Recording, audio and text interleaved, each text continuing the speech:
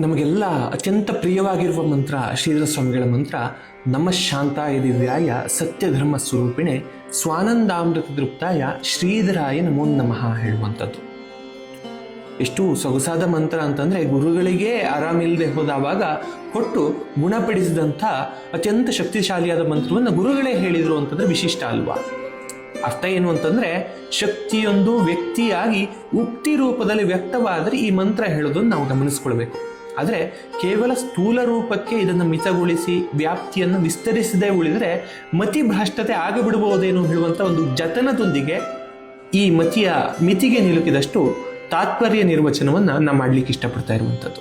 ಮೇಲ್ನೋಟಕ್ಕೆ ನೋಡುವಾಗ ಶಾಂತ, ದಿವ್ಯ, ಸತ್ಯ ಹಾಗೂ ಧರ್ಮದ ಸ್ವರೂಪವೇ ಆಗಿರುವಂತಹ ಆತ್ಮಸ್ವರೂಪವಾದ ಪರಬ್ರಹ್ಮದಲ್ಲಿಯೇ ಆನಂದದ ತೃಪ್ತಿಯನ್ನು ಕಾಣುವ ಶ್ರೀಧರರಿಗೆ ಬಾರಿ ಬಾರಿಗೆ ನಮಸ್ಕರಿಸುವೆ ಹೇಳುವಂಥ ಅರ್ಥವನ್ನು ಮಾತ್ರ ಇಲ್ಲಿ ನೋಡಬಹುದಾಗತ್ತೆ. ಆದರೆ ಇದರ ವಿಶೇಷ ಅರ್ಥ ಸಂಚಯನವನ್ನು ನಾವು ಗಮನಿಸಿಕೊಂಡ್ರೆ ಬಹಳಷ್ಟು ವಿಶಿಷ್ಟವಾದ ಅರ್ಥಗಳು ಇಲ್ಲಿ ಹೊಳೆಯುತ್ತೆ. ಯಾಕೆಂತಂದರೆ, ಗುರುಗಳಿಗೆ ಆರಾಮಿಲ್ಲ ಅಂತಂದರೆ ಅದನ್ನ ಕೊಡಬೇಕು ಅಂತಂದರೆ ಅದರಲ್ಲಿ ಏನೋ ವಿಶೇಷತೆ ಇರಬೇಕಲ್ವಾ?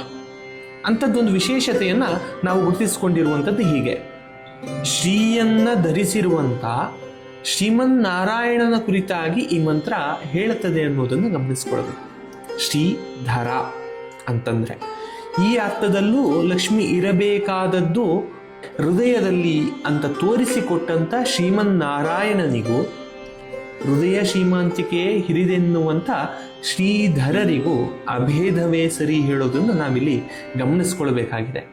ಈ ಏಕತ್ರ ಸೂತ್ರದಿಂದ ಶ್ರೀಧರರ ನಾರಾಯಣ ಸ್ವರೂಪವನ್ನು ತೆರೆದಿಟ್ಟು ಇದನ್ನು ತಿಳಿಸಿದ ಮಹಾನುಭಾವನನ್ನು ಮಹಾನ್ ಭಾವವನ್ನು ಸ್ಮರಿಸಲೇಬೇಕು. ಅದಲ್ಲ ಅಂತಾದರೆ ಸಾವಿತ್ರಕ್ಕನ ಲೇಖನಿಯಿಂದ ಗಣನೆಗೆ ಸಿಗದಿಹ ನಗಣಿತ ಘನಚಿದ್ರೂಪನಿಗೆ ಹೇಳುವಂಥ ಮಾತುಗಳು ಹೇಗೆ ಬಂತು ಹೇಳೋದೇ ನಮಗೆ ಆಶ್ಚರ್ಯ ಆಗತ್ತೆ. ಯಾಕೆಂದರೆ ಓದ್ದವಳು ಅಲ್ಲ ಅವಳು. ಆ ರೀತಿಯಾದಂಥ ಘನತತ್ವವೇ ಧರೆಗಿಳಿದಿರ್ತಕ್ಕಂಥ ಒಂದು ವಿಶೇಷವಾದ ವ್ಯಕ್ತಿತ್ವ ಅಥವಾ ಶಕ್ತಿ ಶ್ರೀಧರರದ್ದು. ಇಷ್ಟಾಡಿಯೂ ನನ್ನಂಥವನಿಗೆ ಉಳಿಯೋದೇನು ಅಂತಂದರೆ, ಹೇಳಿದ್ದು 100 ಆದರೆ ಉಳಿದದ್ದು 1000, ಹೆಕ್ಕಿದ್ದು ಮುತ್ತಾದರೆ ಉಳಿದದ್ದು 1000. ಹಾಗಾಗಿ ಈ ಮಂತ್ರವನ್ನು ತಿಳಿದು ಕಲಿತು ಜಪಿಸಿದರೆ ಮುಕ್ತಿಪಥದ ಆಧಿಕ್ಯಕ್ಕೆ ಗುರುಗಳೇ ಕೈ ಹಿಡಿದು ಕರೆದೊಯ್ದಾರು ಹೇಳುವುದನ್ನು ಮಾತ್ರ ನಾ ಬಲ್ಲೆ. ಅದಕ್ಕಾಗಿ ಈ ಮಂತ್ರವನ್ನು ಜಪಿಸುವುದರೊಟ್ಟಿಗೆ ಅವರ ಕಥಾನಕವನ್ನು ತಿಳಿಯಬೇಕು ಹೇಳುವಂಥ ಹಂಬಲವಿದ್ದವರು ಖಂಡಿತವಾಗಿ ಶ್ರೀಧರ ಸ್ವಾಮಿಗಳ ಚರಿತ್ರೆ ಹೇಳ್ತಕ್ಕಂಥ ಒಂದು ಆಖ್ಯಾನವನ್ನು ಈಗ ಹೊಸದಾಗಿ ರೂಪಿಸಲ್ಪಟ್ಟಿರುವಂಥದ್ದು ತಾಳಮದ್ದಲೆ ಸ್ವರೂಪದಲ್ಲಿ ನಾವು ಪ್ರಸ್ತುತಪಡಿಸ್ತಾ ಇದ್ದೇವೆ. ಇದೇ ಶನಿವಾರ ಸಾಯಂಕಾಲ 5 ಗಂಟೆಗೆ ಆರಂಭ ಆಗಲಿಕ್ಕೆ ಇರ್ತದೆ. ಸಾಧ್ಯವಾದವರು ಬನ್ನಿ, ಚಂದಗಾಣಿಸಿಕೊಡಿ. ಧನ್ಯವಾದಗಳು.